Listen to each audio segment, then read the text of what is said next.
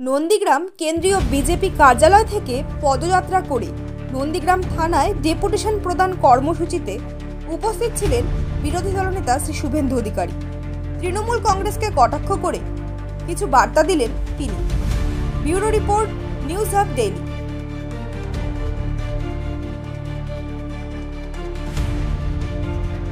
Officer in charge, duty officer যে থাকবে তার কাছে আমার এলাকায় ভোটের দিন কেন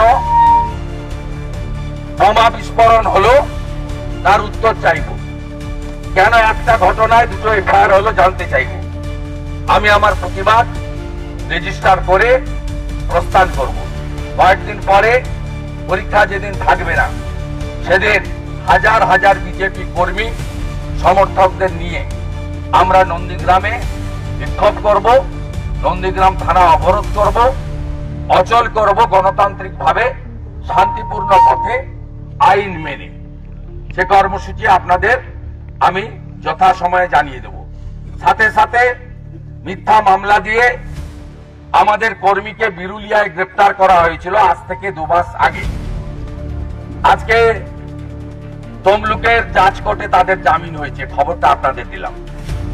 আর আমাদের গোকুলনগরের প্রধান দীনবন্ধু, তিনি পঞ্চায়েতের ক্যাশিয়ার, জব সচিব, তিনি তৃণমূলের কন্ট্রাক্টরদের অ্যাকাউন্টে কেন্দ্রীয় সরকারের ফান্ড পাঠিয়ে দুর্নীতি করেছিলেন।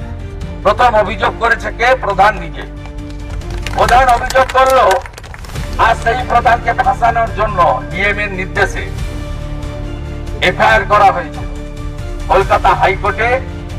গত পরশুদিন শুক্রবার আমাদের গোকুলনগরের প্রধানের বিরুদ্ধে করা 3টে মামলায় স্থগিতাদেশ দিয়েছে কলকাতা হাইকোর্টের বিচারপতি মহোদয়।